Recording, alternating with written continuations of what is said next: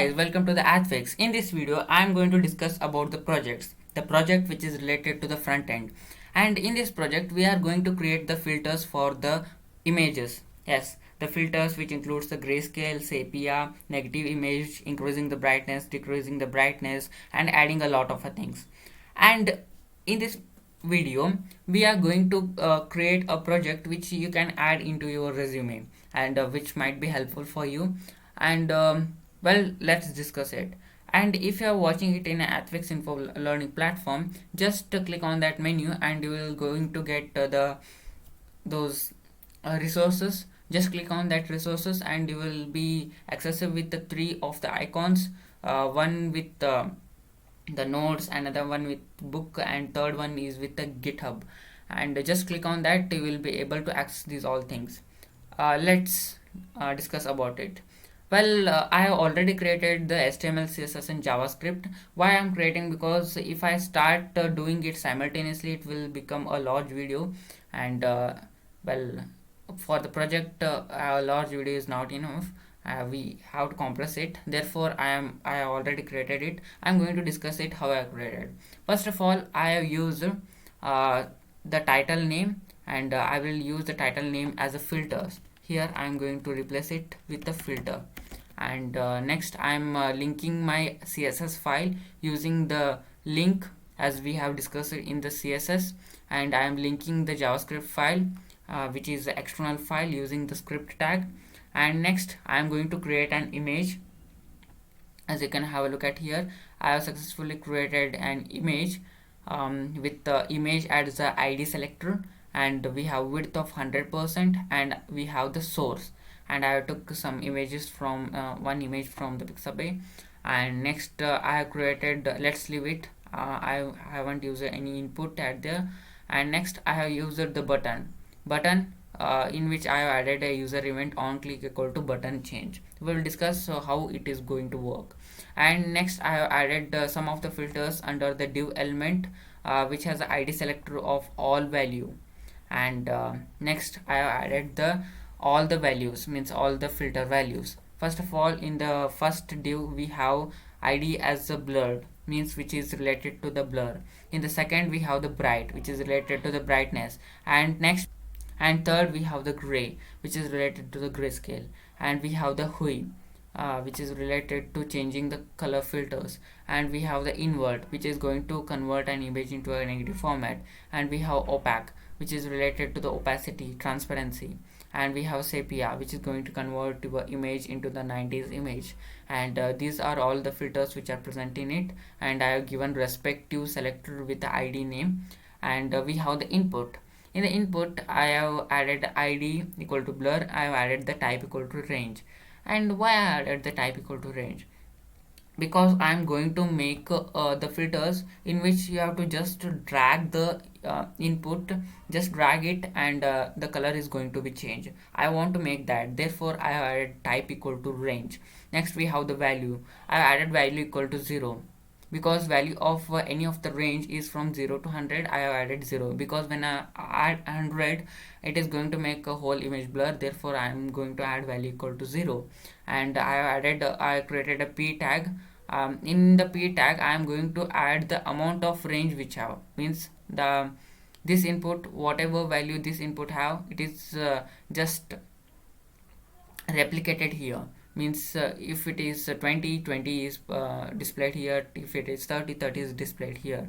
Just like that I have created different inputs, like here I have bright input, and which has a value of 100, because if brightness is 0, you are not going to get any image. And a grayscale equal to 0, because if grayscale equal to 100, then you can not able to do any of the operations which are related with others. And we have a hue, and I have added 0 because I don't want to change any color at initial position or starting. And we have invert. I have added it as 0.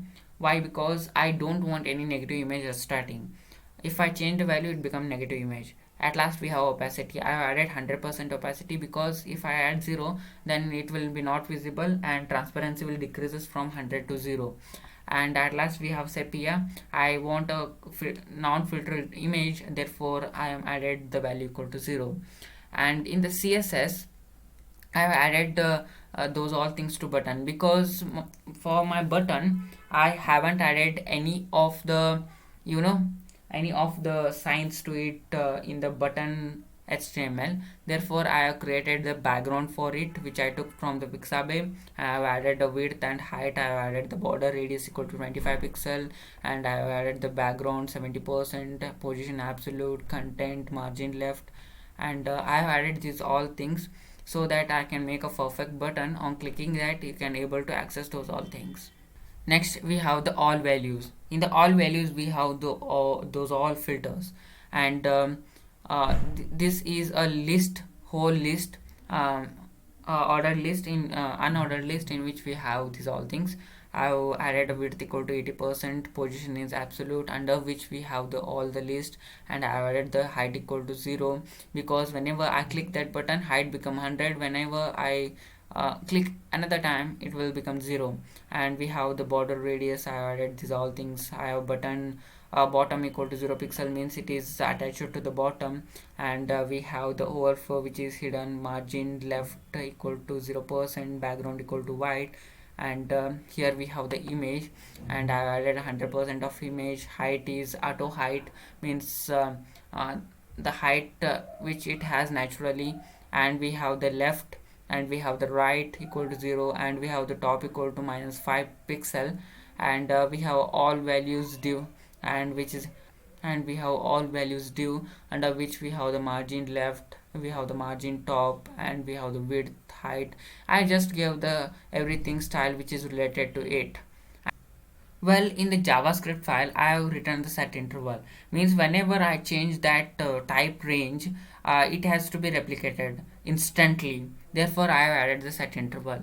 In the set interval, first of all, I am calling that element with a blur as a id name, bright as a id name, gray as a id name, hue as a id name, and invert as a id name, and opaque as a id name, and sappy as a id name.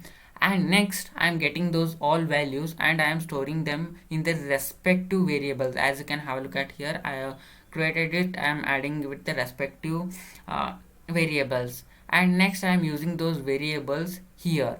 First of all, you can add multiple values in a filter using this method. You have to add a blur, and you have to make a space, and you have to just add brightness, you have to add a space, grayscale space, hue space, and you have to add invert and space, opacity space, sepia and space.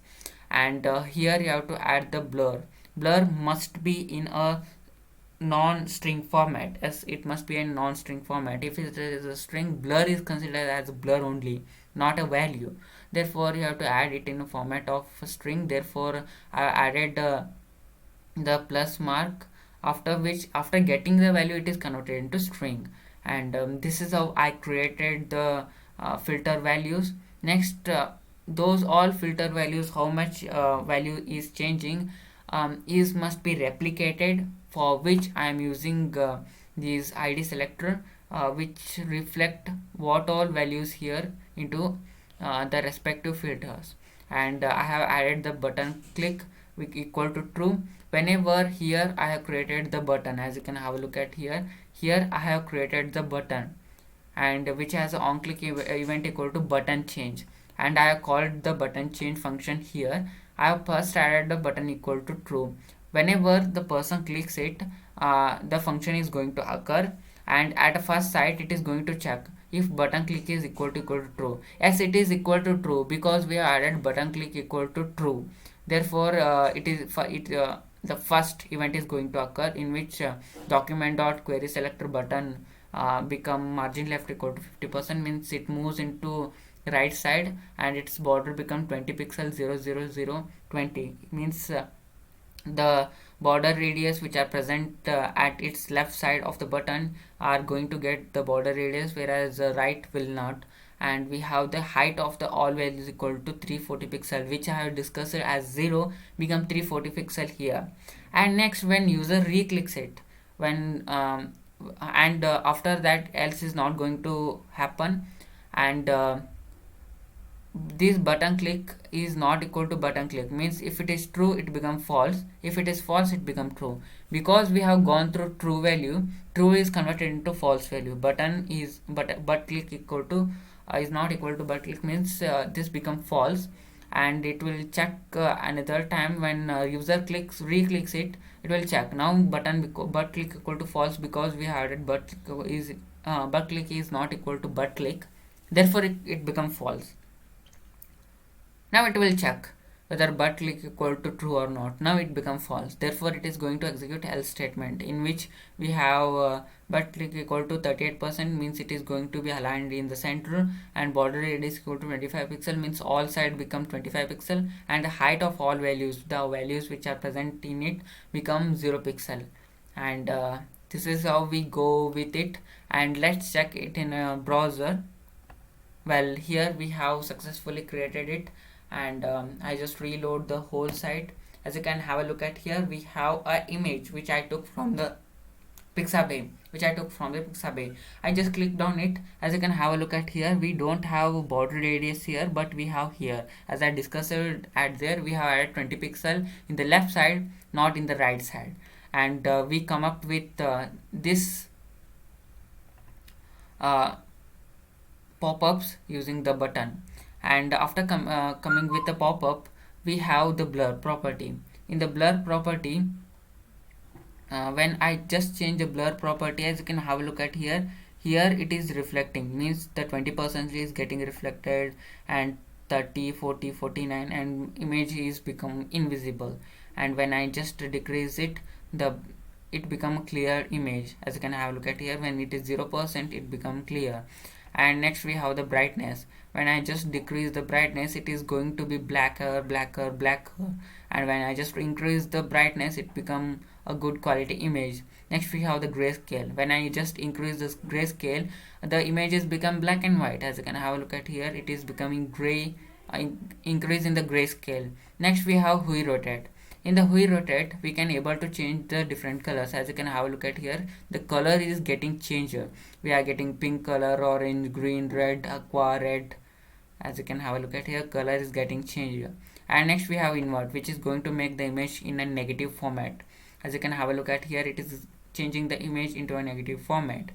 And we have the opacity. When I just decrease the opacity, it is going to be transparent image. As you can have a look at here, it is going to be transparent image. And at last we have the sepia. When I just increase the sepia, this image is going to be image of 1980s, in which we used to watch the images like this. And this is how we successfully created the project. And this project is available on the GitHub, in the YouTube. If you are watching on the YouTube, it is available in the description. If you are watching in the platform, as I explained, it is available on the resource page. Well, this is all about it. Thank you.